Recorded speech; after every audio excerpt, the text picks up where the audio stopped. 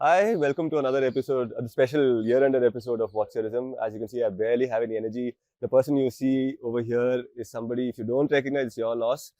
I'll get to him, but for now, I'm going to take him to one of my favorite places. I told you that this is a show where I'm going to try and showcase a bit of my city and what I love about it.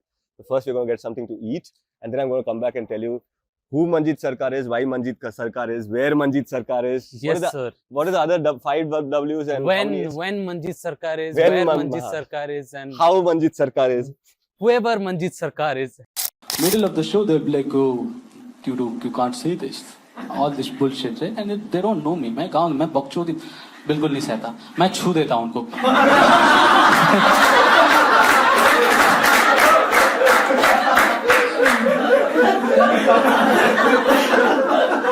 फिर जाते हो गंगा में डुबकी लगाने.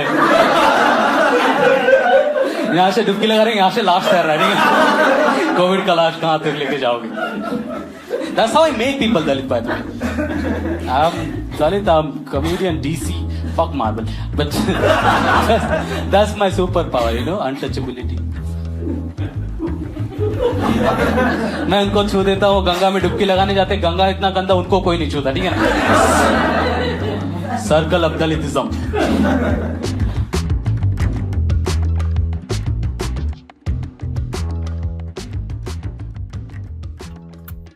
For somebody who takes so many risks in your profession, Yeah. I'm quite impressed that you have other safety commitments.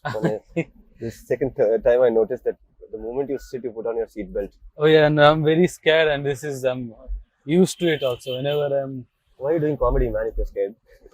I can't, like when I'm on stage, I'm not scared, right? When I'm on stage, I'm a whole different person. Off Yeah, stage, but off stage is where the Gujjar will come and get you, no? Yeah. On stage, like if it is a competition of shit talk, I'm not scared. Like I get paid to do shit talk, right? I can. That's what they don't understand. If you come to my show and if you really want to heckle me and talk to me, then I'm gonna eat you out, right? Because I get paid to do that. I'm a professional asshole. But like off stage, I'm scared because they can actually hurt you, man. Off stage, you wear your seat belt. Yeah. Comedy and all is, I don't come from anger or any kind of emotion. It's just like what it is. It's just the performance has a rant kind of texture to it to elevate the performance and make it impactful. Or else I know most of the things in life, how slow it is, and I have pretty much given up on things and all these things. Just like I know the only thing I have in my life which I very strongly love is stand-up comedy. I want to create some 2-3 crazy art piece, Right. which I have already done it, which I'm gonna drop on February. Right. I want to create 2 more art piece like that, and I want to retire. Art piece, matlab? Stand-up special. For me, that is okay. my Right. something like that, and then I want to leave everything and do Be there. nothing. भाई तुम ना वही you don't have just Dave Chappelle vibes. तुम वही उसी journey में जा रहे हो मेरे को लग रहा है. 10 साल गायब हो जाओगे. Yeah, just I don't want to anymore. It's just like I don't want to do it just for the sake of doing it also. फिर तो फर्क ही क्या रह जाए मेरे में और कोई एक न्यूज़ चैनल में क्या फर्क रहता है? हर दिन कंटेंट ही डालते हैं.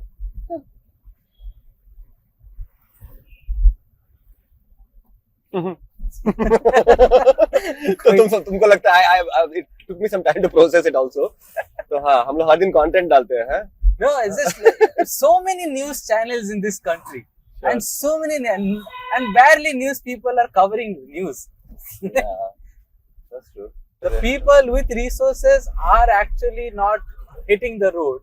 People without resources like your company, look at we are hitting the road with this guy. The people who can afford to do it in luxury BMW, they won't hit the road like this and show the place around and how metro is in working and for like years it's stuck. They won't go outside of the studio.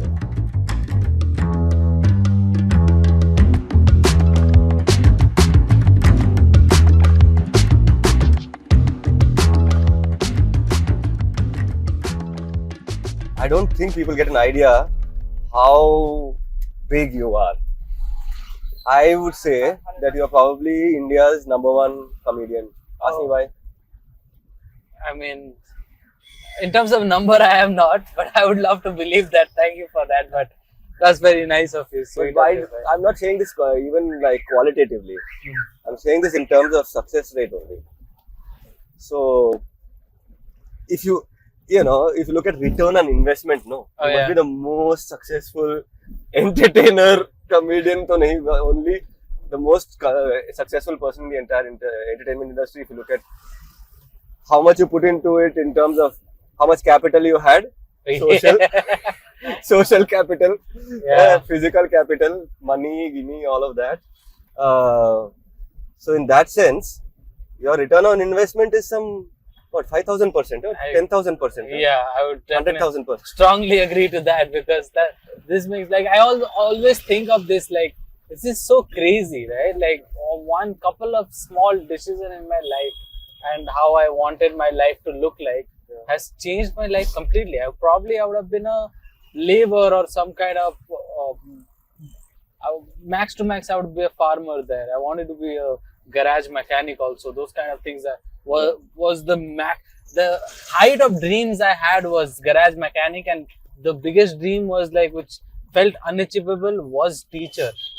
Wow. Right? And now your father is like, मेरा बेटा business class में जा रहा है. oh yeah, now they teach me in UBC. I found out that University of British Columbia, they teach my comedy there. I'm like, Wow. a guy who was bullied by the teacher all the time for taking reservation in school. Yeah. I'm like, bro, Because I suppose you're the only comedian whose parents must be proud of him in a sense, because बाकियों को तो बोलते होंगे कि business में लग जाइए, क्या कर रहा है, yeah. फैमिली का बिजनेस है, इतना बड़ा जायदाद है, इसको इनहेरिट करके बैठ जाओ साउथ बॉम्बे में, ये कॉमेडी वगैरह क्यों कर रहे हो, है? और उल्टा हम पे केस वगैरह लग रहा है. हम इज्जतदार लोग हैं, Oh, yeah. हैं? घर पे ऐसा करके केस लेके आ रहे हो. My parents are very proud of me, which is because they haven't found the scary part of it, but still they're really proud of me. They were like, इस पे बात कर, इस पे भी बात कर. अच्छा. ये कुछ नया डिस्कवर किए कास्ट के बारे में या गवर्नमेंट के बारे में, इस पे भी बात कर. उनको मालूम नहीं पड़ता कि मेरे को गाली भी पड़ता है बल्कि. And they can't digest the fact that somebody can not love their son. They're like, oh, my son is lovable. Everybody loves him. It took time. I didn't parents के लिए तो हम लोग सब कुछ ही है, lovable है, the most good looking person on earth. According to my mom is me only. And mummy को गुस्सा आता है कि ये ऐसा कैसे शूट कर दिया तुम्हारे लोगों ने, you look so much better than this. And I said, mummy, only you think. Oh, speaking of mummy, since we are starting the show, I want to tell my mummy, if she's listening, please don't listen to the show, or if you can't digest and stomach some of this stuff, this is going to be edgy. कुछ swear वगैरह कर देगा Manjeet. And then I'll have to cut a sorry figure in front of my mom. So those of you who have like sorry aunties and uncles, if you have a weak stomach, this is the disclaimer that for you, it might be a good idea to step out. This show you can miss. This is a very missable show. This is my most missable show of the year. It's doing too much. I'm a nice person actually. I'm a very sweetheart. ये sex के बारे में jokes बनाता है. Uncle मैं बोल रहा हूँ, सही में आंटी मैं बोल रहा हूँ ये ना. Uncle auntie had sex. That's why you are here. By the way, they know all this. Don't worry about it. But भाई सेक्स के बारे में तो हर कोई जोक्स बनाता है. तुम कास्ट के बारे में बनाते हो. जो लोग सेक्स के बारे में जोक बना के हिट बन गए हैं. Well, you know. I can't wait for you. I hope you watch the special. There's where I say that. Tell me about the special. What is the special? Special is like a comedian's biggest achievement. One of the biggest achievement is like how a rapper or singers, their work, their entire work is an album. Mm-hmm. Like until a singer or an artist don't have an album, they don't feel complete. Or like album is what they represent. Sure, okay. Like that, a comedian has a special. It's a comedy album. Of 1 hour of jokes, and it's not just 1 hour of joke. The joke has an entire motive. The inside is one, and the entire 1 hour of joke revolves around that one inside. Oh. And that's how you write a special, right? So my special is coming out where I talk about like I do a couple of sex jokes and I tell them like, see, in India to do comedy you need to do sex jokes, sexist joke, or else you won't sustain. I have to make money. Sexist joke I don't do, but sex joke I have to do, and I can do sex joke. But ask their favorite comedian if they can talk about caste, you know. So that is something that won't be done. All the people who talk about, all the woke comedians also in this country, right? They would talk about the Muslims are in danger, the government is a problem, and all these problems, all this thing. But everything they will do, they won't touch the topic caste, because they also know which caste they belong to. So like if they start addressing that, then how will they, like, they don't do it because they have to accept where they come from, right? So the guilt, they don't want to take the guilt. And do you get a sense ki, and I don't know how to say this without alarming people or perhaps even offending them, ki it is still easier to do jokes and comedy. Sex to easiest hi hai, but on communalism, on gender, you know, because if the kind of pushback you get is from progressives. ये जो so-called progressive बोल के जो घूम रहे हैं ये लोग, the people who are saying, oh, I'm a, you know, secular comedian, I'm an anti-Modi comedian, all that, still has a fraternity. But they don't like me either. They don't like me either. Just the thing is, and also the so-called edgy comedians, all this thing in this country, they, in the name of dark comedy, they talk about marginalized people, LGBT people, anti-human jokes and all. So the thing is, dark comedy was always a thing where you talk about things that are really scary to talk about. Like you couldn't, back in the days, you couldn't talk about race like how you could do now. So that is dark comedy. Or like talking about dead babies or dark comedy in America because it's a Christian country. And talking about dead babies in Christian country is dark comedy. Or talking things about Christ or anything Catholic. So that was dark comedy back then. Now in India, you talking about anti-human, all this thing as a dark comedy. Is it really hard to talk about anti-human things in India? You think, like, is it really hard to talk about transgender people in India? Point, bro. It's the easiest thing to target. Even like your grandma would do better jokes, like worse joke as in like to demean transgender people. So there should be a difference between you and your grandma. She is not even a professional comedian. If you have to rely on easy joke, and then you call dark joke, is like talk about our supreme leader, no? And then we'll talk about it. Right. So that is dark joke. So either you do this and acknowledge that you are doing it because you are Lord Ram. Sorry? Supreme leader matlab kaun? Lord Ram. The supreme leader? No, not Lord Ram. God and all. I don't touch the topic of religion at all. Acha. Supreme leader is the one that we selected to run our country. So that's what supreme leader is for me. I didn't select. You selected. I am in a country like, so I don't blame the government at all. I do in a particular places. I blame the public because they got the seats and they are in the power because somebody gave them the power. Sure, yeah. So, abhi kuch hoega, so they will realize whenever something bad happens, people have to pay for the price. Like in America, recent election, all the Indians were like going goo guys, like they were really mad about like Trump and all. Both the candidates I did not like anyway. Yeah. Doesn't matter whom I like or not. Yeah, exactly. I'm Indian. But like they were so happy about Trump winning. First thing he did is said like about citizenship. You can't get citizenship easily. That made me happy. So similarly, these things makes me happy. You voted for somebody, you did something, so you'll deserve something. If you voted this guy, he won't oppress somebody from Bhutan. No, he will come after your life only. So yeah, I'm mostly comedian in the Indian scene and all.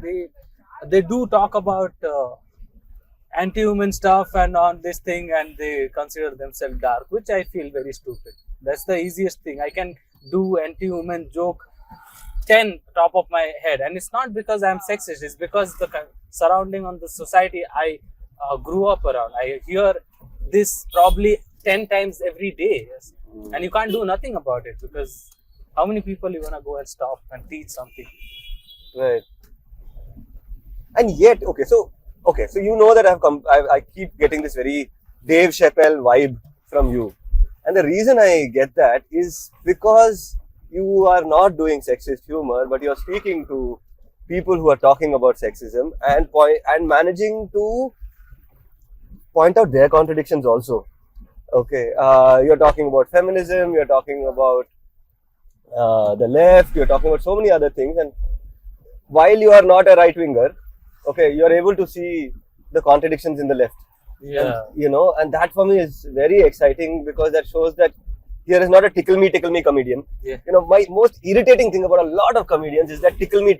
And I feel ashamed when I laugh with them, bro. Oh, yeah. Because yes, I've been tickled. It's a reflex action. Yeah, okay, fine, I'm laughing, But it is not like exciting me intellectually. And I'm sorry to expect that out of you. You are a dumb comedian. Yeah. But this man is not a comedian. This man is a satirist. I see you as a satirist. I see you as a commentator. I see you as somebody who is... It's like sardonic. It's not like ha ha ha kind of, Yeah. But then and of course your hooks are crazy. Do you call it a hook or do you call it a punch or what do you call it? Punchline. Punchline. Yeah. So I normally for Dave Chappelle is the reason why I started doing comedy. My entire comedy career is because I was inspired by him so much. You can give me a compliment on my keen observation skills. Yeah. I didn't know this, sir, by the way. Really? I'm not plugging you or anything like that. I didn't know you're inspired by Chappelle, but I could get that vibe. Oh no, I before knowing what comedy is, Yeah. I saw one of his video, and at that time when I didn't even speak English or understood English, I just felt something just watching him, and that's the day I realized that I should start doing comedy, and that's how it is. So he is my inspiration in every level. Like he does a lot of stupid thing also. It's not I'm Blind bhakt nahi ho tu. Okay, andha bhakt. Yeah, I love what he does as an art form, as a human being also, but he does a lot of stupid shit. It's like human. You need flaws. Tell me about the stupid shit. What do you think is... His last special sucks. Really? His last special is bad. I'm going to check it out. I really, because I was so sad as a fan. Oh. But like all his body of work, right, is like insane. It's like philosophy. That's what I like. He's not just a comedian. Of course, he's a philosopher.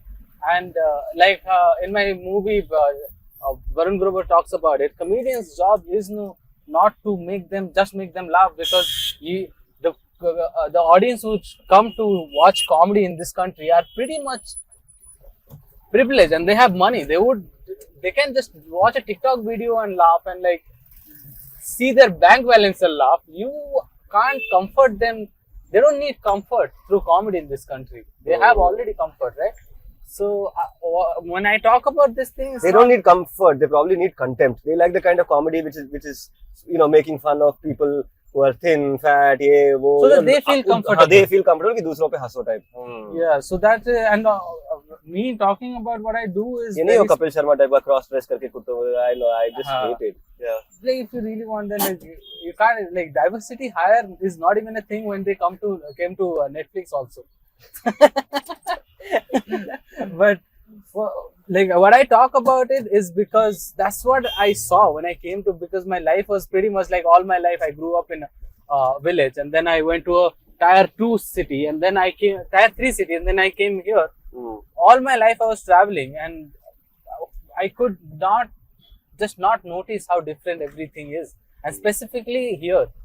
And then when I realized that right people were never talking to us, like the community or people I belong to, right. And left people, they're trying to talk about us, but I could not relate to them anymore, like at all. Like when I came to city, the people they so-called talk about Dalits and all, I couldn't relate. I'm like, but do you realize the larger portion of the Dalits can't relate to you? What you're talking about is very different, and in terms of progression, even in women empowerment and all, I know as a man about feminism and all, the best I should do is shut the fuck up. That's I should do. But nobody's talking about my mom, right? Like I would like to, like there are women who are like my mom in rural India way more. Like I'm repeating again, 80% of population lives there. Sure. And I want them to, if you are talking about any kind of women empowerment, like let's say, like in, for example, equal pay, I would really appreciate if they start from Manrega. Mhm. Unlike not in a place where coffee machine is there, air condition is there, she has a car to drive back home. I would like to appreciate if they start the topic from Manrega, where people are like working in heat, summer, sun, while being pregnant and still not getting minimum wage. So forget about equal pay, right? So that kind of thing bothers me, and let's talk about it. Probably, maybe they will hate me or they will like me, but I will feel better talking about it than what bothers me outside. What bothers you? And the show is called What's Your Ism, no, Manjeet? Yeah. And I kind of lost the wind in my lungs because of all your takes on different isms. Oh goodness. When I was imagining this conversation, now so we are like almost halfway through our conversation, pata hi nahi chala. Okay, and I was imagining a completely different segment by segment jayenge and all of that. One of the segments I wanted to do with you is to throw up an ism, Yeah. okay, and then get you to respond to it, or throw up a personality and then allow you to riff on them. Yeah. You know, how, for example, what do you think of feminism, no? Huh? And being somebody who's not making misogynist jokes, being somebody that's what I like, I said. While you're making fun of feminists, okay, you're not being misogynist. How is that? I can't be misogynist because I don't hate anyone, right? So misogyny is if I go through the Google definition of misogynist, is somebody who hates women. How can I can't hate anyone. Like, how can I hate? I'm talking about my mom because I'm coming from love and like the pain that I'm coming from. The what यार mom को तो हर कोई love कर सकता है. नहीं, Misogyny तो उसके बारे में नहीं है. I'm in general, like that's what I was a child labor. My mom was a labor. My dad was a labor. My entire family was a labor. So I'm coming from that angle, that what I lived, what my mom lived, and what so many people like my mom lives in, like in general, people in rural India lives. Why we are not even a conversation in their movement or something, like we are not even there, like, and you are supposed to talk about this thing, right? So that's why I just wanted to, like, okay, let me talk to you. I don't have any kind of hatred towards any community. That is very hard to believe for the people who see me as Dalit also, right? Because हमने उनके साथ इतना कुछ कर दिया and they still don't hate us. Exactly. because guess what? My inspiration is Ambedkar, right? He was never biased. Like when it came to give rights, he could have given he could have biased towards Dalits, but he acknowledged every part of it. Like when you had come to given right to women, giving vote and like education and like owning land, he addressed that in the Savarna crowd also. But when that was a paper cut, right? It's like acknowledging paper cut with a what do you call that? A band-aid and wound with first aid, right? We saw that the Dalit community or SCST community was wounded, so they gave a couple of more acts, which was necessary. Or else I wouldn't be here sitting next to you, or you wouldn't be here driving this because you are also Dalit. So that's what. So I am a big fan of him, and I see that that I am very much inspired by that factor, that you have to have that kind of mentality of like having empathy. Like, okay, let me see. I can't hate him. Right. But growing up in Bastar and all that, is he visible? Is Ambedkar visible? No. No. I didn't even know Dalit as a word. Acha. We call it different there, right? We call it Namasudra in my area. Or because most of the people, like, it is the Dalit and Adivasi population is much more, right? Right. And Dalit, Adivasi more than Dalit, I would imagine. Yeah. The Adivasi population is way more. The thing is, when we came outside here, then I heard the term Dalit. We know, like, Untouchable, we have their own term, and then like here, matlab Bangalore. No. And that's like in where I grew up. I won't tell you the name. After you shouldn't also. Yeah, but like we call it Namasudra in Mongolia. Right. And there is a thing called Khasiya. which is again ST community, they are also derogatory term. So those kind of things. Chandal is my derogatory term. So I did not know myself as Dalit. I knew I'm Chandal / Namasudra, right? So Where did you discover the term? which one? Dalit, the term, where did you discover it? After coming to Bangalore. Bangalore. Yeah. Because I thought. पहली बार सुना जब याद आया. I mean, it must be after Bangalore. मतलब you were already grown and all that. Yeah. So do you remember first time कैसे? How did you suddenly encounter it? हमारे बारे में ही बात कर रहे हैं. No, I knew that Untouchables and all and the Shudra I used to think is Dalit. Oh yeah. Because same here. I'm No, a lot of people think that. I used to also think that. Huh? because I'm Namasudra, right? Yeah. It's connects to that, like, oh, it's the closest to Shudra. Maybe we are different kind of Shudras. That's a Namasudra. Right. We're like, oh, please, enough is enough. We are namaste kar raha hu. Chhod do hame akela. That's a Namasudra. But I did not know that. I don't remember how I discovered, but like that I've discovered here. I used to think this untouchability and all this caste thingy is very limited to where I come from. Maybe the out of India has evolved, and so I did not know it's here also. Like city, I used to think also city people don't have casteism, all this thing, right? So that's one of the reasons that I wanted to get out of that place as well. And yeah, Gujarat ka gaadi number hai, of course. Yeah, so that is it. I discovered later. Then I realized, oh, idhar bhi hai. Bas terminology thoda alag hai, and the things are very different. The casteism are a little different. Yeah.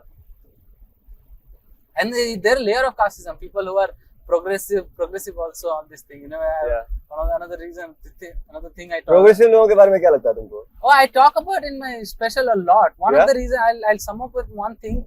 In Indian progressive families are scarier to me because they are like very similar to Bengal and Kerala casteism.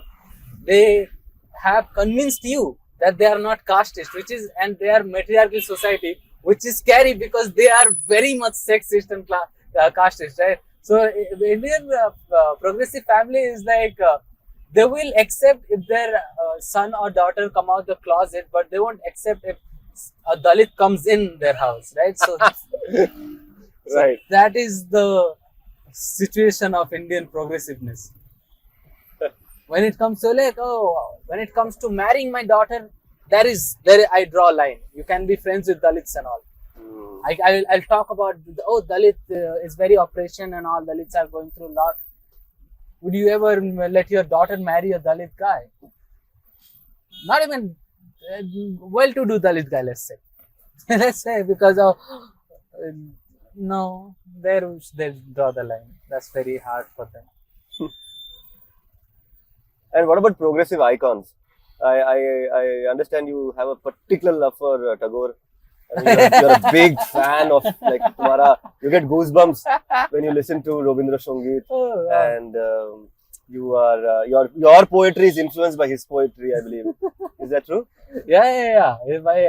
I love him so much. I talk about him for like 15 minutes in my comedy special where oh God, I love him. I discovered he talks about Dalits and all. So nice, so sweet, and he had some couple of Dalit slaves around him also. He loved them so much. He couldn't live without them. He just had to be with them. And then he's writing about caste also. Oh yeah, he was writing. He's like, he was a landowner. So he was like how landowner takes land from Dalits and it is really bad. So and it is like he was not. I think he was a nice person. You know, he was snatching Dalits' land so that he could feel how it feels, so that he can write about it on his book. It's not like ऐसा ही कुछ लिख देगा. He has to experience it, right? कि हाँ दलित लोगों का land छीना मैंने, बहुत बुरा होता है यार, मत करो. Yeah, Tagore and all Bengalis have a very vicious history that nobody talks about. You know, when it comes to the partition, when it comes to the constant famine, when it comes to the kind of casteism which is extremely complex, and different than rest of India. Yeah. And the class divide in thing, the poverty, so many things in Bengal is crazy, and they don't see Bengal as being, and the kind of traumas they have about apart from the caste, like the social things, the famine and the riots. So many riots happen. Till now, when we talk about partition, people, so many people, I can just ask couple of people on the street, do you know what do you think about partition? They will think of India and Pakistan partition. And a lot of people don't even know about India and Bangladesh partition. Yeah. So And the two of us are a product of that. yeah. Yeah. So many people got. And one thing I kind of it's become a passion of mine, and I hope I will be able to write about it, which is that our partition also, Bengal, it's so much, it's narrated so much from the point of view of the Bhadralok, that it seems like, and हमारा कोई history नहीं है भाई. The fact that our community suffered the most, and these guys came off to CR Park, no? Yeah. We went to Dom Dom, no? This So is my people, so I discovered my family. this is what I talk about. Acha. So what I did, obviously for us the entire thing is where everybody wants to know who am I, right? Yeah. And there's entire philosophies and theories around, you have to discover yourself, who am I? And हमारे लिए who am I is like, where do I come from? Yeah. So my dad was not very interested, but I dragged him, went to Dom Dom, gully, looking for our family. And dad has been, last seen them when he was a child. Oh wow. Alright. And karte we went and found them out. Mm-hmm. And the reason I kind of also was a little crazy about doing it, and I was obsessed about doing it, is because I felt like, CR Park ka history hai. How from Bangladesh they landed up in Delhi. How from Bangladesh they just hopped across the border and stayed in Dom Dom. Who were the people who were settled in Dom Dom? We were doing all the searching in Dom Dom, by the way. Dalit migration has a crazy history to it, and you said that it is not documented because it is not documented because there's so many bad things about it and so many biasness about it that they don't, if they write about it, because Dalit couldn't write back then. Yeah. So why would they? How Same would they? Tagore phenomenon, no? Yeah. So, I mean, it was actually Tagore was Dalit. yeah. Tagore was Dalit. I remember if Tagore was Dalit, what? I don't know. I don't want to say my jokes here. So go watch my special. He's just asking me to do my jokes here. I'm not doing it. No. But I tried to steal one. He's not letting it go. But yeah, this thing is something that is upon us, no Manjeet? No, yeah. So we are the ones who have to now go and find that history out. I want to do it, So my dad really wanted to go back. So my Thakuma came alone as a lady, like Thakuma and my Thakurda, my granddad came. When they came, their entire family was massacred already, right? And then they came here. My granddad died on that process only, and she was there. And imagine that lady had to, like, in a new country all of a sudden, took care of 6 babies, like, and build a life all alone here. So, do you at least know which part of where is it? My Thakuma is from Borishal, my Thakurda is from Faridpur. Yeah, my people are from, I know that my grandfather from Meerpur, but I don't know Thakuma, I have no clue. I'm very close to my Thakuma. So because I've never seen my Thakurda. My Thakurda, my dad also don't remember his face. He has died when my dad was around 5-6 years old. Same with my dad, but in his case he lost both of them. So I've never seen them. I'm very close to my Thakuma. Hopefully, yeah. So I really wanted to go and check out and look for my. I see if anyone has still alive or something. My dad wanted to go with me and see. I don't know. My dad is not very interested. I am very interested. No, my dad is very. That's why my dad is a philosopher kind of person. We watch the film. He's just dropping bars. It's just the film is launching. Film is now we are roaming around with the film to film festival to film festival. I made a film also. He didn't introduce me about it. So the film is called Untouchable, Laughing Out Cast.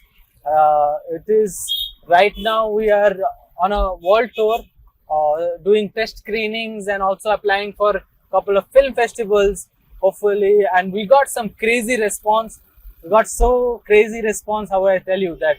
They want to buy my movie in Toronto University to teach it. It's wow, crazy. they're going to buy it. I hope you get $1 million for it. Don't sell it for anything less. No, so no. That much they want. It's like a library thing has a movie thing. So I have to give it to library and they will buy it from rent it from library. So Queen's University and Toronto has asked so far, and UBC, 3 universities, and now USA also would ask. Gangster, boom. The entire plot about the film, which is the idea why I wanted to make a film, being a comedian, is that nobody makes it about Dalit. And I also, till now, all the Dalit related documentaries I have seen in my life is they show it like pity and sadness. Oh my God, look at this Dalit guy, so sad, his life sucks. I wanted to show something which is gangster, something like we do have other emotions too. We can achieve it. Like, why you have to show it a Dalit story with always the guy who is showing the story is coming with a superiority or like savior complex, right? We don't need it. I can do it. Like, we have people who has done it, and I don't know how we'll see how much problem. Like, it is pretty hard, but we still do it. That's the idea to make that film. So yeah. Right. And when did you say it's launching? It won't launch in this year or next year also. 1 year it will take, and it will go around film festival to film festivals. Yeah. Not in India, mostly outside of India is the plan. Right. So that is. And the special, when is that going on air? February 14, because 15 I'm leaving India for Canada a couple of months. So if anything, this people come after me, I am still like good, like healthy. Yeah. Because I know people, like, if they got offended for that joke, that YouTube video joke, they got offended, they were after my life. If they got offended for that joke, this 1 hour of joke will bother them a lot. Wow. I run through it through my lawyer. She's like, you are saying nothing illegal. It's just jokes and everything is on point. Yeah. Law won't be after you, but are you sure you want to talk about it, bro? Yeah. You should know. Yeah, that's why I named my special. Let's talk about it. Right. This is Johnson Market, Manjeet. Mm-hmm. One of the places I really love. I first discovered it through my dad. Oh wow. And he used to work in a courier company. Oh. So all these courier people, the delivery people, okay, they would all mostly congregate here. Yeah. And one beautiful system they had, they could be working for whichever courier company, but they would come here and then they were like, okay, you do that area, I'll do this area. So you give me all your this area packets. Okay. You take these packets and and they were all friends working for like a variety of courier companies. So trading they used to do. Trading. So then luckily my dad would get only one area, and then we would go, like, I would be on his TVS 50. Okay. And we would go deliver. I'd love it. Okay. And then so often we would have food at this place called Select. Now it's called New Select. Okay, wow. It's still the old place. Yeah.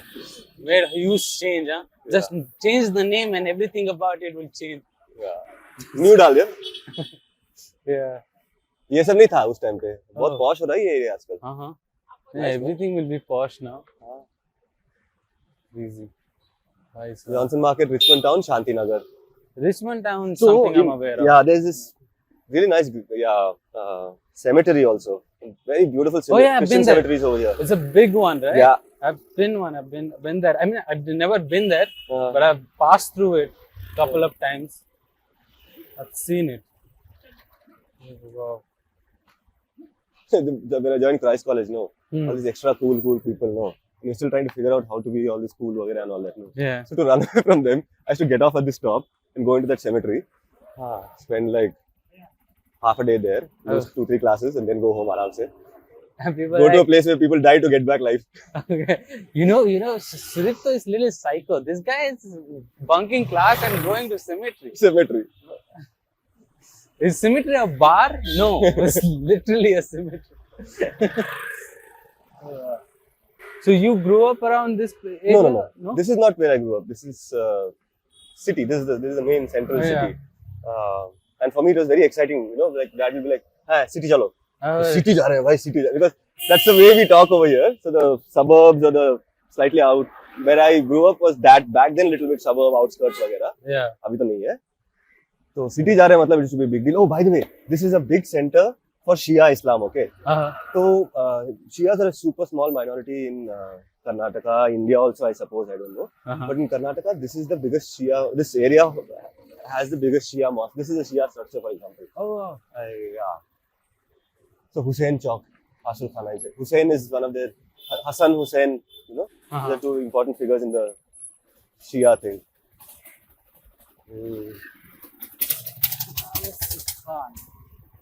March Bazar. So this is the old Johnson market, okay? Who Johnson was and all that, please, people can Google and all. But the best thing over here is the beef stalls. Of course, you get beef readily everywhere in Bangalore. Yeah. But the beautiful thing about the beef stalls over here is you can ask them for, how do you put it, like European cuts. So you can tell them by T-bone, filet mignon, brisket and all that. Yeah, briskets and... Yeah, I learned it this time. This is the, what do you call that? Bakra and all that, and that side is the beef and all. They butcher it here only, no? Yeah. I love the way they, particularly in Johnson Market for some reason, and Russell Market, these are the two largely Muslim-owned markets. The way they decorate the stuff, no? It's so nicely. pretty neat. Do you like vegetable shopping? I do my vegetable shopping myself. I love to cook. I make sure I cook and I feed people also. For me, this is as beautiful as a bouquet, okay? Yeah, and the best part about it is like, despite being a non-veg oriented market, it doesn't smell that much and it's clean. Yeah. So that is something. Begun, Shimla mirch, it's crazy. This is something, this kind of brinjal is not, it's pretty new for me. When I came to Bangalore, This is very urbanish kind of, it's not like a, it's farm. Yeah, it is very much, Nati nahi hai, matlab it's not. Yeah, it's not organic. Organic, yeah. This is also, I discovered this very late in my life. Sheem though. Yeah, I have this. This is sheem. We didn't have it when I grew up. So, okay, of these vegetables, which are your most common at home? A lot of things are not even available. This is most common in our place. Saag. This is common. This. Gajar to of course. Jhinga, yeah. Bindi, Begun, Mulo. Yeah. Korala to, yeah, I love korala. Do you like korala? Yeah, I love it. But like what we have back in home is very small one, and that's even bitter. Right. But somehow my mom makes it and it is amazing. Right. Yeah, so this and all, and like we have lot of saag, we call it, right? And crazy varieties of saag, and then we eat like flour of pumpkin and lot different kind of flowers, and then pumpkin plant itself we make it and eat it, and it's crazy, it's beautiful. The Dalit food specifically from the Bengal is so crazy because everything they eat mostly is because they eat it because they had no other choices, and it became tastier. And because Bengal faced the most number of famine in this country. Man, I discovered this thing. Like you have to go somewhere else to discover who you are. No, so in New York, I had this long list of things I wanted to eat. Okay, filet mignon, buffalo steak, and what do you call that? Oysters, all of that. Lobsters. By the first fortnight, I was like, "Bhai, bhook lag raha hai. I don't know what to eat. I have like money also. I have a long list also, but it's not appealing to me." Okay. Yeah. And I started suddenly getting a little anxious almost, and I'm roaming around in the city. Suddenly, I see this Bengali board. Okay. Yeah. I was like, no, that can't be. Okay, it can't be. I go near, sure enough, it's a Bengali restaurant. Bangladeshi restaurant. I'm like, শাক আছে? হ্যাঁ। চচ্চড়ি আছে? হ্যাঁ। মানে পোস্ত আছে? হ্যাঁ। মাছ আছে? হ্যাঁ। I'm like, please save my life. That's when I discovered that I'm a real Matua. Oh, this time I had Bangladeshi food. This is the first time I had proper Bangladeshi food in It's the same, Toronto. more or less, no? Yeah, this is like I have it in my house. Of course, like.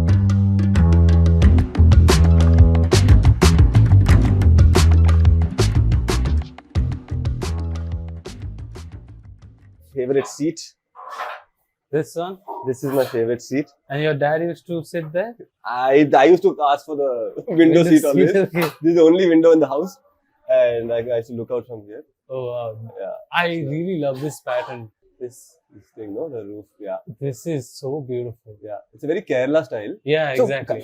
Bangalore's beef culture, beef food, and all these biryanis and all of that owes a lot to Mallus and Kerala cooks. So Oh. this place also, I'm guessing, yeah, it is run now. I don't know who it's run by, but started by a Malayali.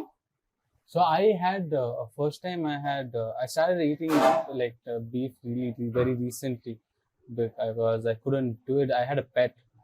That's the only reason I couldn't do it because I would be like, oh, her face is A pet coming. cow. Oh. Yeah, and then all of a sudden I was like, okay, it's been long that she's gone. Like I'm over her now. And also I'm traveling abroad and the best cuisine of there I'm not able to try just because I'm like being sad and guilty about it. So I'm like, let me have it, and it's amazing. Yeah, of course. I had this Bangladeshi mangsho, kosha mangsho, their style. Oh, bhai sahab, it was the best thing I've ever. Where was this? It was in Toronto. Toronto. Yeah, and then I started eating sauces and all. I'm like, this is so good. It's so good. It's not heavy and it's so tasty. Yeah. So I'm regular now. I started doing it, but it's beautiful. Thanks for helping me bring out this memory. Yeah, no, I'm really happy that I got to share it with you. Thank you, man. So I eat a lot. Like wherever I go, Yeah. I at least try to eat different cuisine, as many different cuisine as I can possibly do. Right. So in India, I explored most of the cuisine, and right now my favorite cuisine is northeastern cuisine, like Oh, of course. Naga and Mizo. Yeah. Mizo cuisine is like all-time favorite, and Assamese, of course. Assamese cuisine is closest to Bangladeshi food. Or Bengali food or whatever. No, Bengali food is it's very a cusp, different. man. Like beach mein nahi hai. No. So Bengali food is very different than Bangladeshi food. Indian Bengali food is, they don't like, how do I say it? It's not like that. It's very little sweet. Sweetie, na? And like it's like creamy, and we don't like creamy. We are like, you need like little spicy. You need to have that flavor. And Bangladesh people, they are like, Jhaaj, it's not even jhal. yes. It's like, and because they are working class, most of the people over there were working class. They were farmers and all, so they needed that kind of. They need on kick to get them up and go. Yeah. So Assami cuisine is pretty. Their pork is beautiful. They have something called caramelized onion pork. Smoky caramelized onion pork. Wow. Yeah, sounds already delicious. And now I'll go back home and have it. There is a place next to my house. Yeah. All right, this show kind of went a little out of hand. We went looking for a small snack in Johnson Market, and we could. For some reason today, my favorite restaurant was closed, and we went to newslaundry. I showed you some of that. I'm happy I got to, display that part of my city to you. But as a result, I think we need a moment's silence to discuss the next three things that I want to bring up. BBM, Okay. Yeah. which is Bangalore, Bangladesh, and Matua. Yes. That's me. All of them. I represent all three. Me too. I mean, not Matua. Yeah. That's a tradition, I suppose, that my ancestors left behind. Yeah. For what reason, who knows? I want to discover. And but anyways, let's start with Bangalore. What has it given you? You think? Because I have a very, very soft corner, obviously, for the city. You've heard me say this many times. But what does it mean to you as an artist? As an artist, as a human being, I think Bangalore was something that made me who I am, like kind of thing. Like before, like I started comedy in Mumbai. First, I did in Bhubaneswar, and it is not a good city to do comedy till now. And I started back in the days when nothing was there. They have no sense of humor, but they're a joke also. I guess they have sense of humor. They threw out their chief minister, and their new chief minister didn't buy new buses, but what they did is the old buses, they painted them orange. So that's that's funnier than any comedian can crack a joke. But then I went to Mumbai, and Mumbai, it was very hard to crack in Mumbai because Mumbai had this elite mindset. Where in the comedy scene also they were like hierarchy kind of thing too, and for obvious reason people are selling tickets, you can't go get there, and comedy used to happen till now. It only happens where rich people lives, right? So like a guy who came from village, like who couldn't speak English or Hindi either. So Hindi is also. No, not my language, right? So I started speaking. I learned English, sorry, Hindi for comedy. And later I learned English for comedy too. So I had to, and the kind of what do you call that? The inferiority complex I had, and on top of it, people were actually judgy. So that didn't help either, right? So you, uh, uh, already somebody is laughing. I felt like they are laughing at me, but when you realize they're actually laughing at you, then it's even hit harder. So but I couldn't sustain there because of two reasons.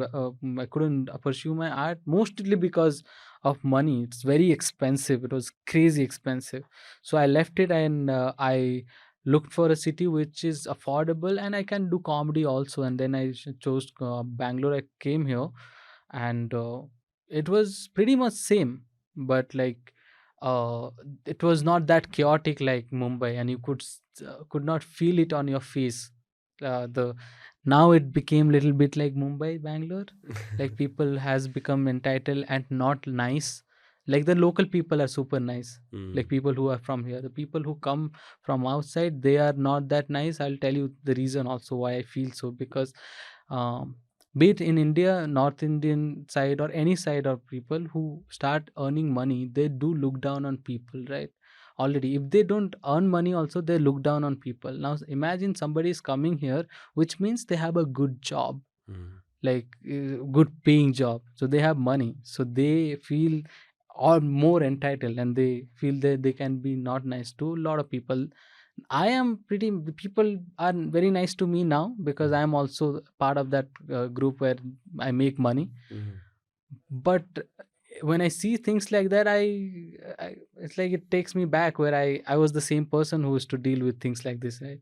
Yeah. So Bangalore I shifted, and that was the best decision I made. Like, and Bangalore, another thing, as an artist, how you see Bangalore?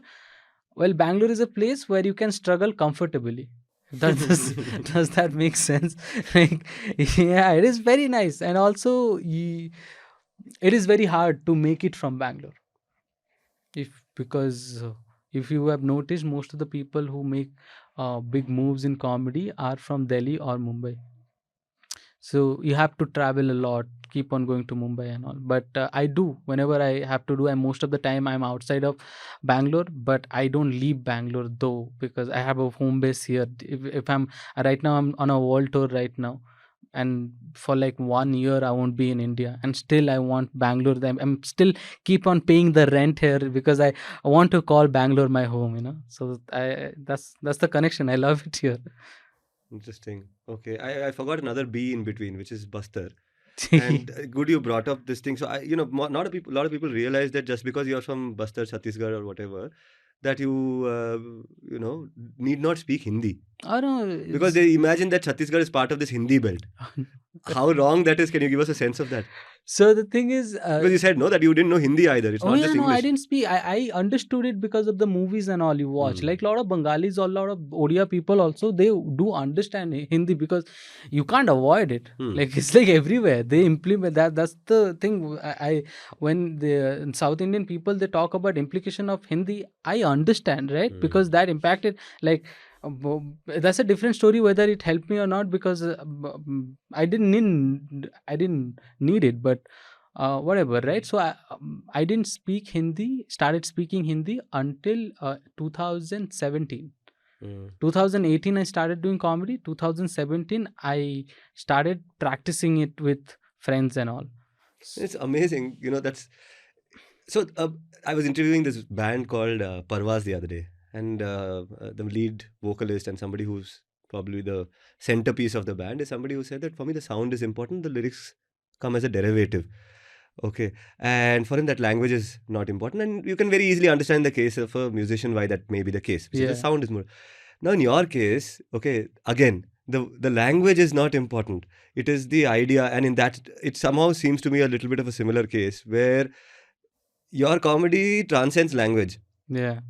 Right. A lot of people rely so much, and I see other comedians that, yes, there is the craft, there is this how the joke lands, the timing and all of that is important, but also the fact that they are not having to contend with language also, because that's coming to them default.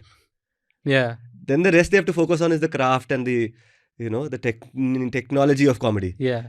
Okay, but in your case, oh my goodness, that's one of the things which I find very fascinating. I mean, the thing is, I never had a language to call my own, right? So because I'm a Bengali, but I grew up in a tribal area, so I spoke tribal languages. The first language of, like, the first word I spoke. That's what my mom and dad tells me, that the first word came from my mouth was not ma baba, it was guchna, which is it is actually Koraputia, Nabarangpuria, and Chhattisgarhia also, which translate to back off, man.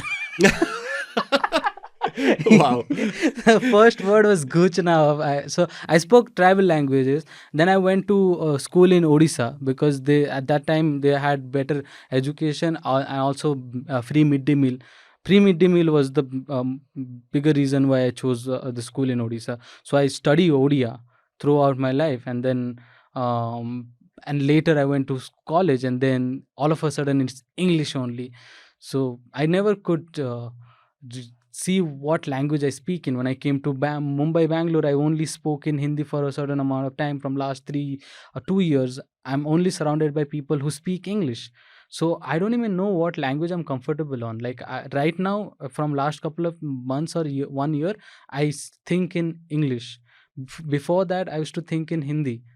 Before that, in Odia. And I don't even know what I used to think in as a kid, but that was the thing. So I do have a thing called language crisis. That is not a crisis, but I mean, that's a good thing only if you know a lot of languages. But you can't own a vocab with that. Comedy is an art form where you need to know a lot of vocabulary. For example, this is an art form where you have to paint a picture solely yours. Like, you can't use b-rolls or any shot like movies and all.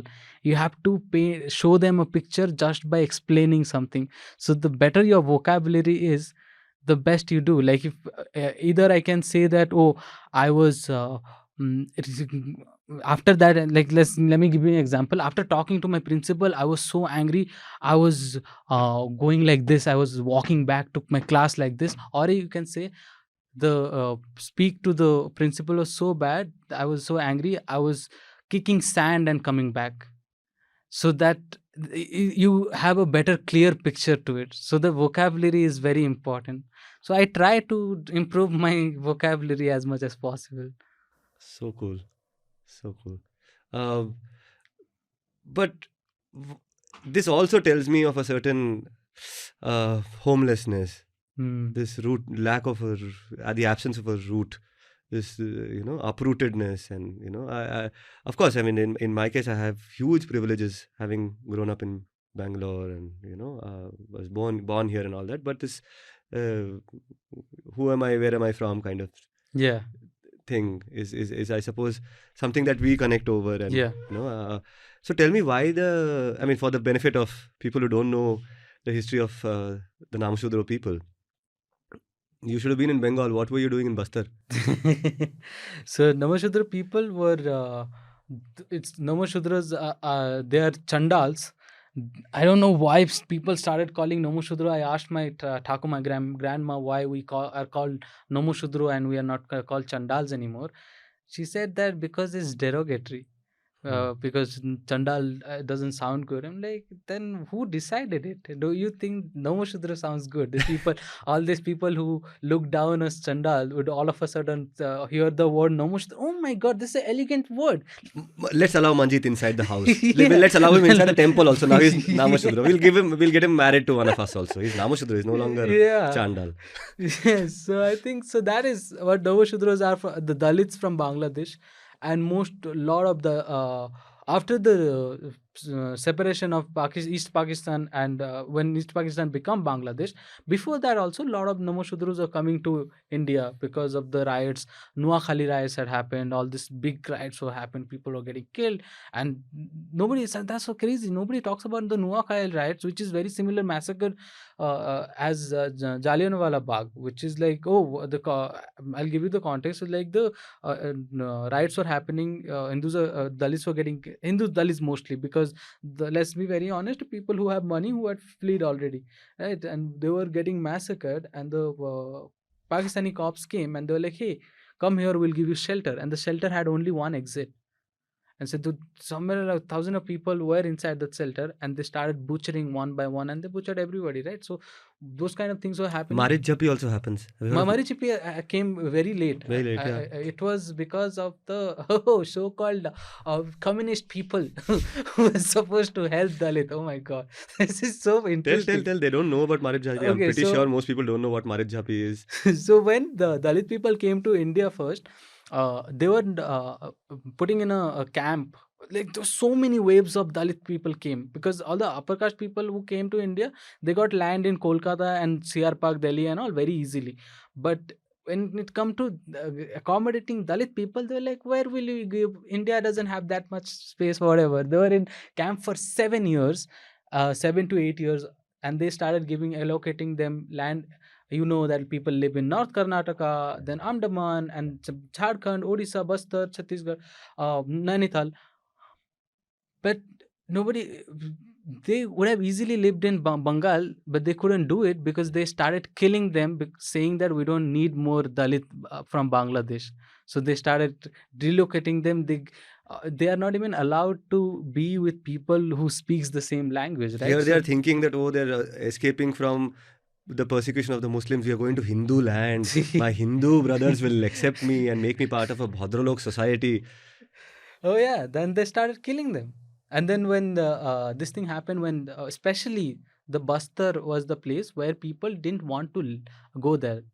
Because even in the Hindu textbook Ramayana, it is written that you can't, like, it's an unlivable place. That's why it is called Dandakaran. Dandakaran, yeah. Dandakaran is the place where Ram supposedly had gone for Banabas, and it was specifically because nobody can live there. It's unlivable. The weather condition is extreme.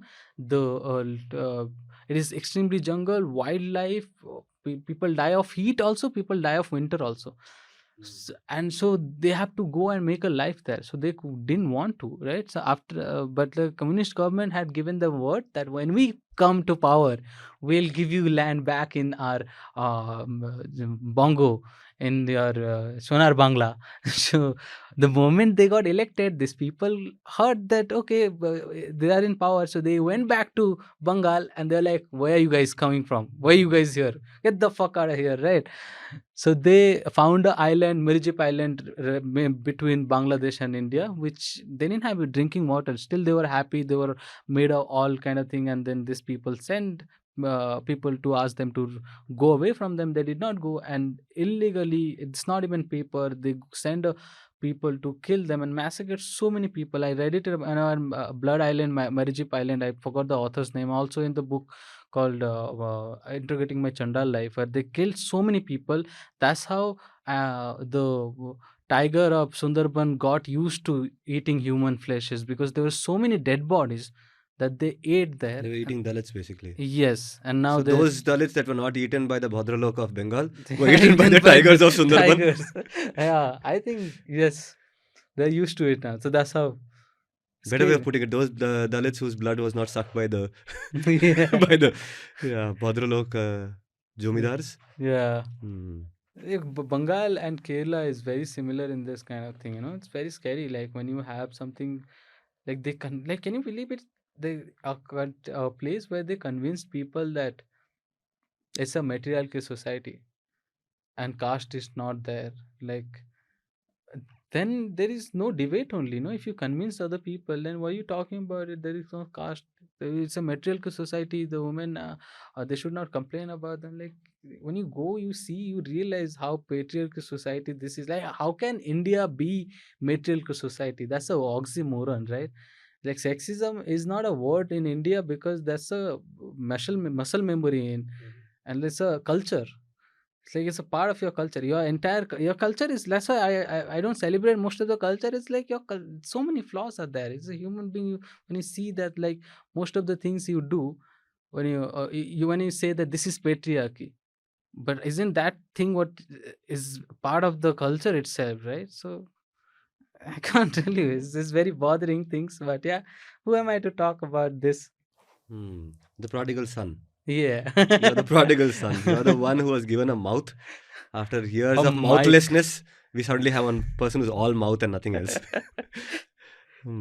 Mike, yes, but like the Namasudras are mostly there's a lot of things were happening. Like I am from a community called Matua. Like I want, yeah. So when you, okay, again, this is something that most people not know about. Mhm. We are close to, I don't know how many million Matuas are there. Yeah.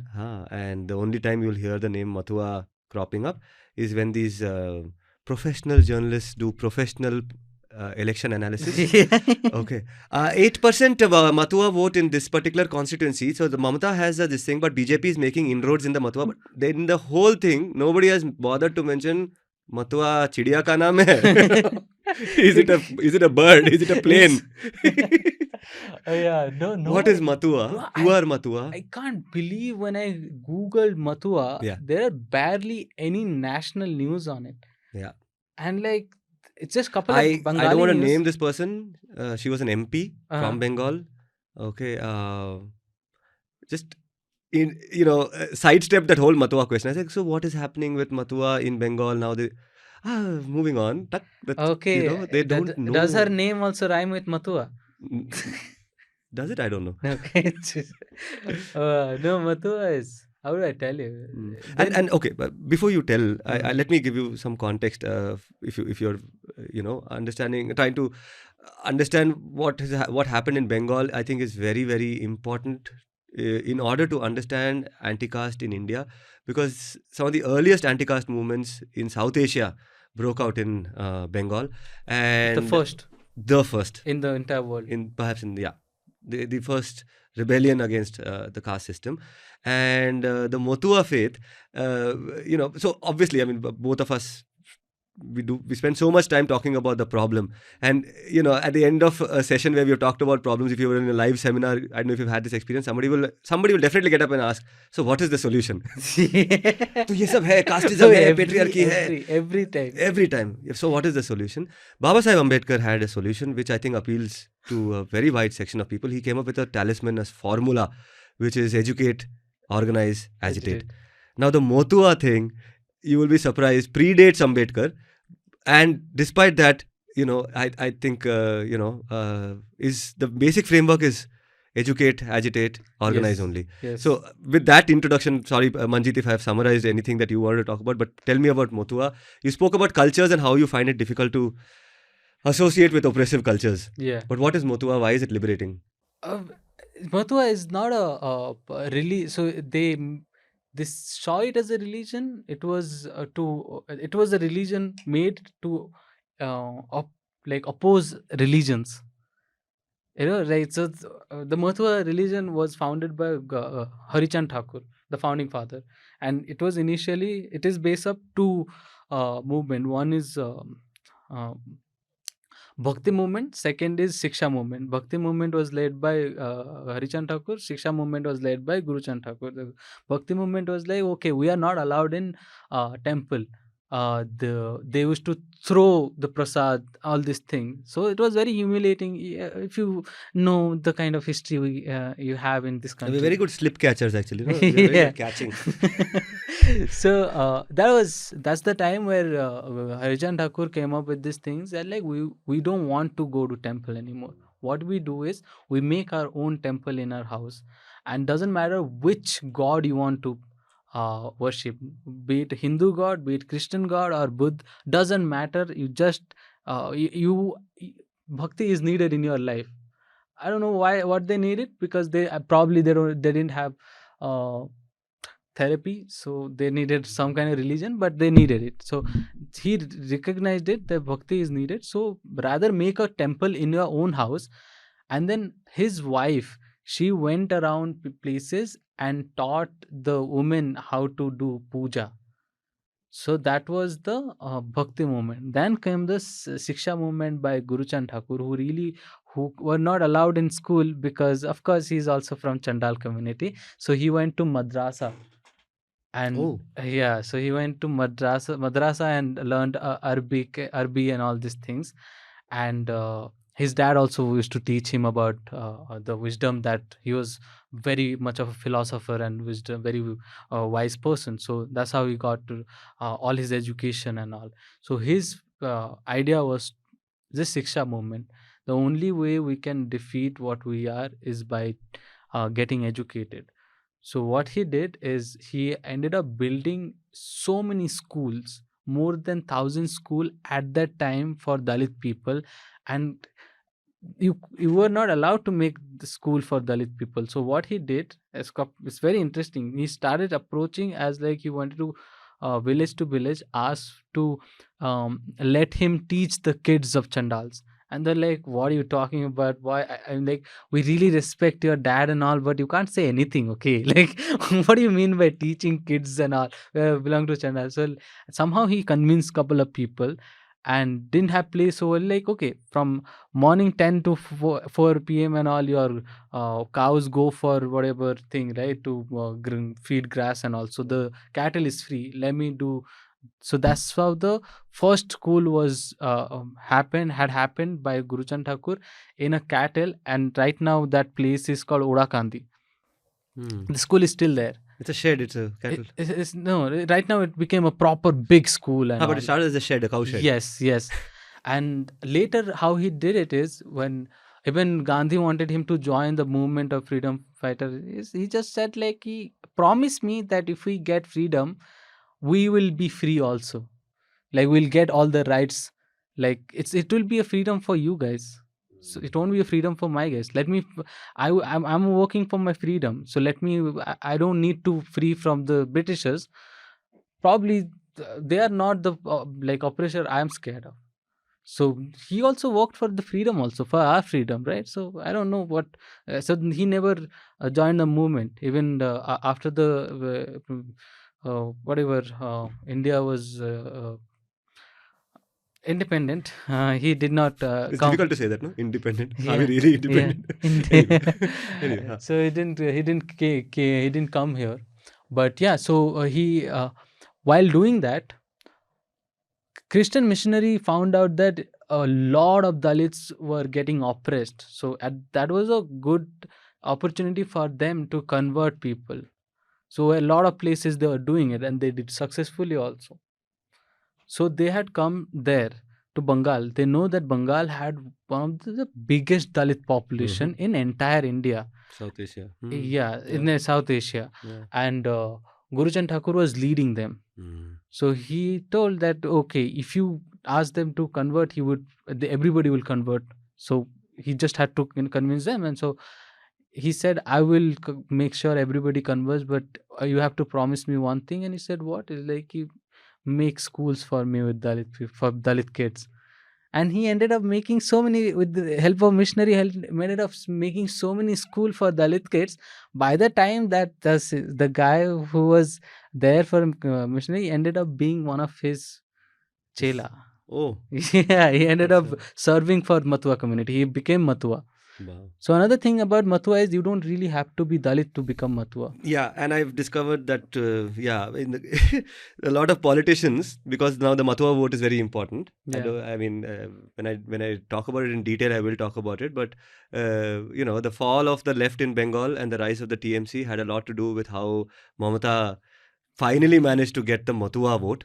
Because the Matua community as such, I suppose because of the directions from Harichand and Guruchan Thakur, stayed away from politics. Yeah. And you could individually join some party and all that, but as a Matua, you could not. And then Mamata Banerjee does this whole thing of, she goes to, the mother, no? Where is that? This Shanti Mata. Shanti Mata, the older, this elder lady. The Guruchan Thakur's mom and Harichand's wife. Who's still around. Right? Sorry? Okay, never mind. Anyway, Yeah. I'll just try to cut this a little bit. But anyway, my point is that, there are lots of politicians who are trying to become Matua now, Yeah. in order to get that vote. I lost my train of thought. Yeah. No, the thing is, what happened with Matua and all is like, so I'll tell you this thing. So Matua, when they came and all, this become a very big thing, right? So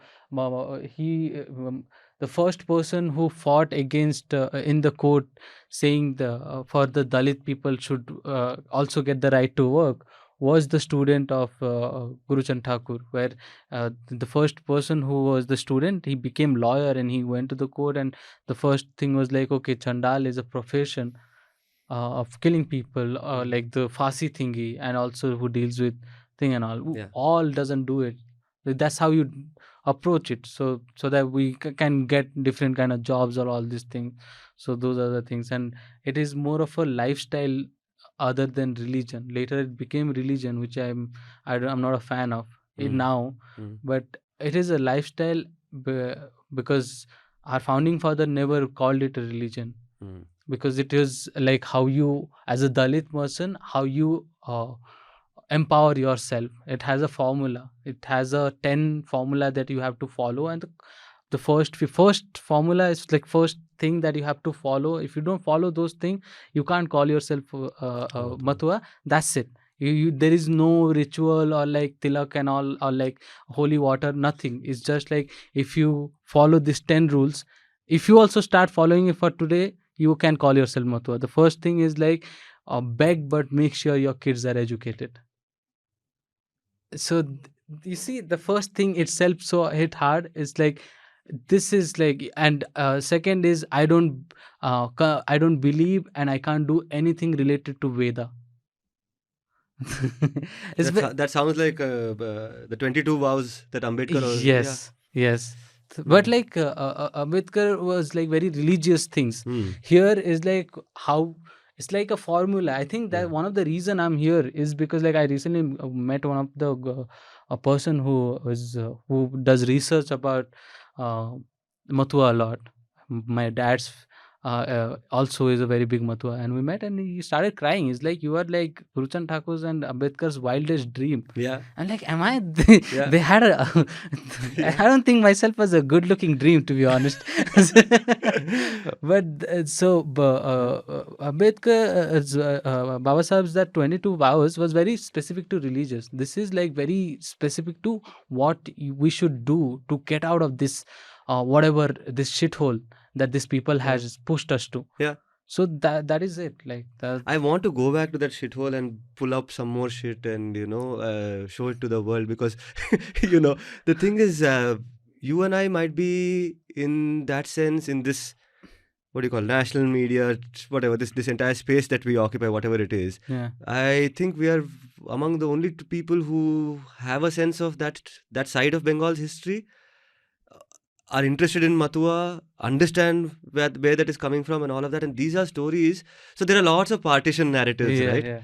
This Bhadralok narratives, amader okhane jomi chilo, amra jomidar chilam, which basically means that we were zamindars. Every Bengali Bhadralok was a zamindar, who's come from that side was a zamindar. There. What about us? There's no history about us. The moment you talk about, like when I went to Kolkata also, and whenever I meet, I talk about me being from Bangladesh, a lot of upper caste people also come like, oh, my family were also from Bangladesh. I'm like, don't try to relate on this. Like, like you will be very ashamed if you relate to me on this, because you really don't want to be the upper caste Bengali from Bangladesh, because the moment you know what the upper caste Bengalis from Bangladesh has done, you really would hide the fact that your ancestor is from there. You should. This is not something you want to relate to me. Don't do that. Have done, I would say, even continue to do. What I've gathered from whatever little bit research I've done on Bangladesh is that yes, there is this communal divide, persecution of the religious minority and all of that. But even there, okay, the people who get persecuted the most are actually the Dalits. Yeah, the 3 million people who who died in the 3 million people who died in the coming to that partition or like the migration from Bangladesh. How many of them were upper caste? Yeah. And it's not no, like even today, like এখন যেটা হচ্ছে, this thing of all this persecution that's happening in Bengal, I mean in Bangladesh, so, allegedly. Oh yeah, exactly. It's not even from like when you see them, you know which caste they belong to, and like it is from some Mirpur, some Faridpur, Matibanga and all, and those are the places where Dalit people live still now. And and so that's the thing. So we were talking about BBM. So from Bangladesh they're coming to Bangalore. they've already landed up, some of them, of course, in Bastar. Yeah. We know exactly where in Bangalore. Some Mahadevpura, behind the apartments, that whole this thing, you'll have one set Yeah. of tents, Yeah, blue yeah. tents, where, you go and you ask, "Ki kotha thike?" Oi, they're from there. Hindu or They say Muslim. Manipur. They do. Firstly, they'll say, Kolkata. Kolkata. Kolkata. I'm like, Kolkata? Okay, you don't sound like Kolkata, because, of course, there are Bengalis and then there are many, many Bengalis. Yeah. Okay, different types of Bangla. So we are completely out of time. Yeah. Okay, there's another recording that's supposed to happen. Good. Okay, Good. and Okay. the other team is screaming. This is again another marker of how little resources we have to put together for something as important as this. This is a conversation that needs to continue, Manjeet. And I think if it's possible, I mean, every now and then we're trying to find ways to do stories, find places from where we can tell stories. Who knows? You and I, we could probably go across to Bangladesh after Yes, please. all of this settles and bring back a story perhaps for TNN and NL. But for now, we'll have to leave it here. We've got a good chunk of material, a great slice of your life. Thank you so much for sharing. Thank you. Thank you for having me. And yes, I'm really excited. I'll tell the viewers that my special is coming out. It's called Let's Talk About It. Because let's do it. I guess it's century. So let's talk about it. Is my name of my special, which is coming out on February 14. And yeah, and about the Matua, I'm writing a book, so hopefully you will read and you will get to know, because there is no book about Matua. Don't write it now. Thank you so much. Thank you, Manjeet. I'll see you in the next episode. Yes.